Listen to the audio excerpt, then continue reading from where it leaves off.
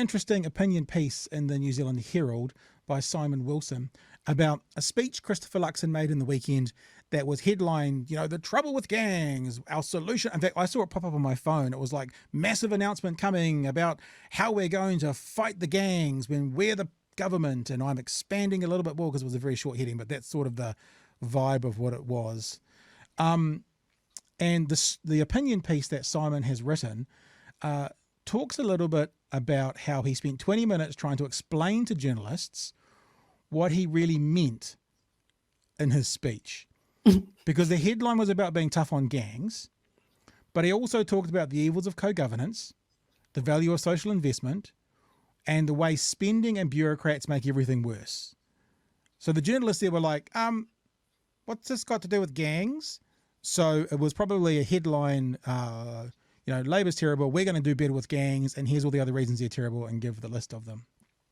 The government's co-governance proposals for water and health will give Māori agencies important roles. This, Luxon said, is, quote, an assault on the fundamental principle that everyone's vote carries the same value as everyone else's. National, he said, doesn't support co-governance of public services. And the writer, Simon Wilson, goes on to say, neither of those statements are true.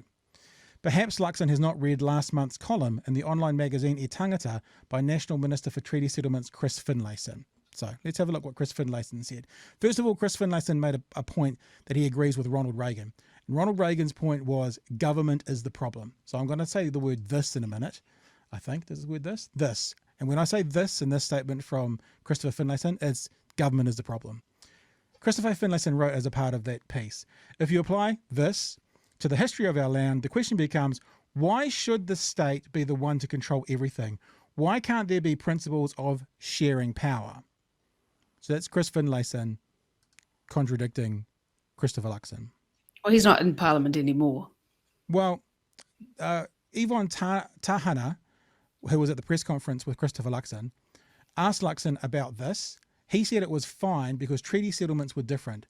She asked him why, and then the writer of the piece here asserts the principle of shared power is the same as co-governance. He couldn't answer. Finlayson also said this. The idea that power can be shared scares some people, whereas my attitude is if central government has failed in so many areas, which it has, and there are different ways of looking at issues that involve bringing iwi into decision-making or handing over decision-making, then let's give it a go. The whole piece is writing about what Christopher Luxon could have championed, and the author goes on to say Christopher Luxon could champion that idea, but he's chosen not to. And final point I want to make about this conversation to do with the gangs.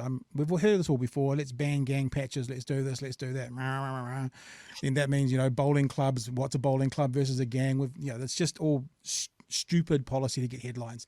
The author goes on to say, the author is Simon Wilson, to give him credit again, says Luxon's gang plan would probably breach the Bill of Rights. He responded to that on Saturday by saying, gang members who break the law have given up some of their rights. But we don't have a Bill of Rights for the nice people who never do anything wrong.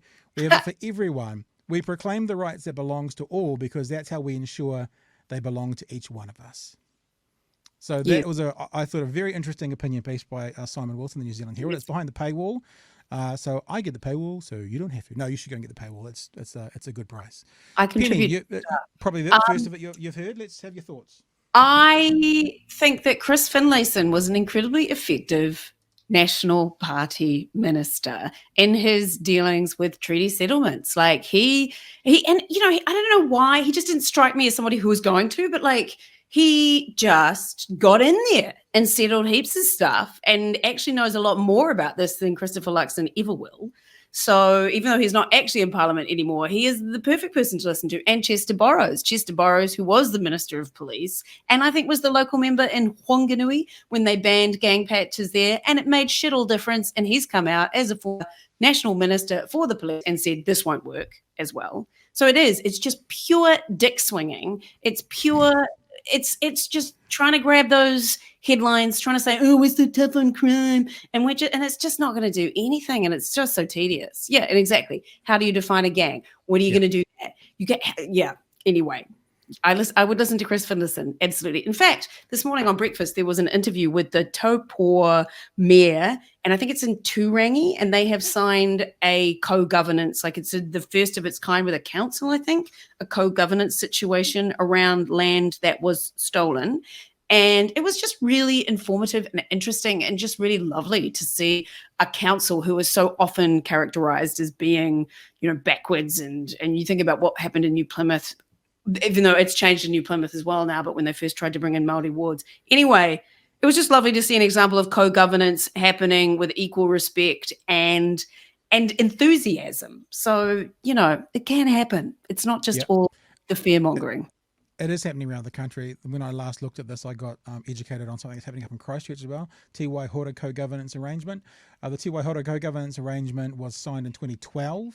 It's an agreement between two parties. Local iwi and Environment Canterbury. It established an informal advisory group working collaboratively in the best interest of Tiwai Hora and the catchment area to achieve the best possible outcomes for the catchment and the relationships that people have with it.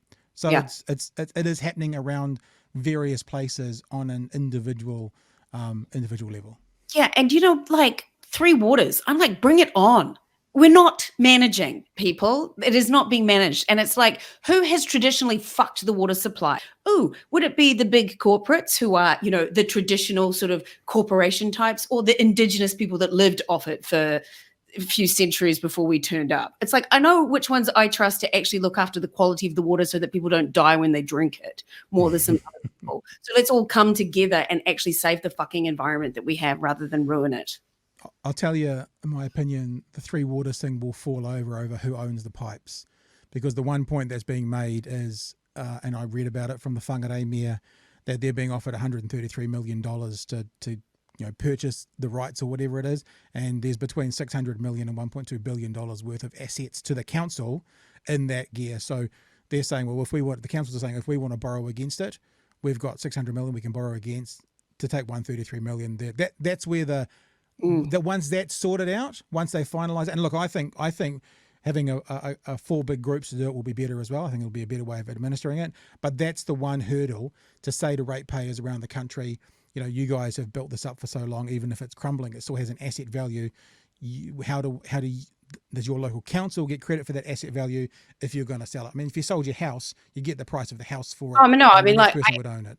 I absolutely know that the investment that certain councils have put in and have actually managed well must be sticking their craw. But the fact remains that it's a complete lottery. And look at Wellington, it's just a shit show. It's all built into the elections, right? Then we get into this endless cycle of politics that they're like, oh, we won't spend money on things because it's ratepayers' money, and then it's taxpayers' money, as opposed to just making the country operate. And it fucks me off. Can you? No, that's not like a cultural appropriation of an old white man's voice, is it? I'm just checking that. Is that? It is. I'm very good at those. You're fair game, you old white man. You're fine. You're slightly older than me, so I can. And look, just back onto that conversation around Christopher Luxon. I mean, not necessarily to beat up on National, but they are the opposition, and this is what opposition parties do. Big headlines, it's the Gish Gallop where they can say tough on crime, and then you have to spend 20 minutes saying why they're full of shit. So they win it because the tough on crime headline's easy to put than the 20-minute conversation to explain why it's not. But I've had this conversation before. I mean, 10 years ago, working in Talkback, we had this conversation. We were like, so what is a gang?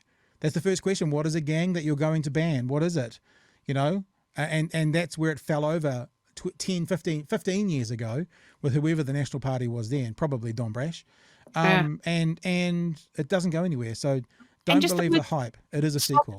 Soft on crime is such a cliche. Like, what even does that mean? And we've had falling numbers of assaults. Obviously right now it's all gone crazy. But when you actually look at the individual number of assaults and things like that, apparently it's falling. So and it just soft on crime. It's like, oh, just piss off with your cliches and your hackneyed tropes. It's boring. I learned a lesson when the Christchurch earthquakes happened. Not to people of Christchurch won't see it as quite of logically as I will. There was 10,000 earthquakes around Christchurch, and we were like, oh my God, all these quakes. How does this happen?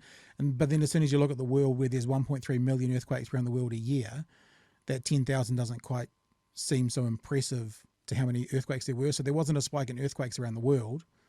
There was just a localized significant increase in one area. So for example, what's happening in Auckland with the gangs at warfare or the ram raids or something, it's not going to show up in the data across the country, it's going to show up as a spike in this area for these specific reasons. Like, it's very difficult for Poto Williams, may she rest in peace, from her position, to actually stop a teenager grabbing a car and driving it through the front door of a shop. And, and to stop the spiraling cost of living because of inflationary pressures from the war in the Ukraine and COVID supply issues is all her fault, apparently, which means that people can't afford to eat. And do you know what? To be honest, I think if people stop fucking publicizing the ram raids, like stop putting it on the news every time it happens with some video footage so they all get a little high about the fact that they've made the news, I think that would make a big change. You notice it's not in the news anymore. It stopped happening because that little fad passed away. So actually, Poto Williams should take credit for that. When was the last time you heard about a ram raid? Obviously, Poto Williams did something. It was probably how she sat on her chair that day made it change, because that's about as much influence as she had to make it happen. Exactly. So there you go. So she should take credit for stopping ram raids, because we're not happening at the moment.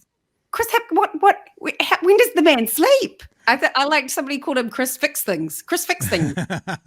It's like, well, that used to be Trevor Mallard's position, didn't it? Bring him in to help with things and fix things up, and then he thought that sprinkling protesters was the best way to go, and now he's gone burger.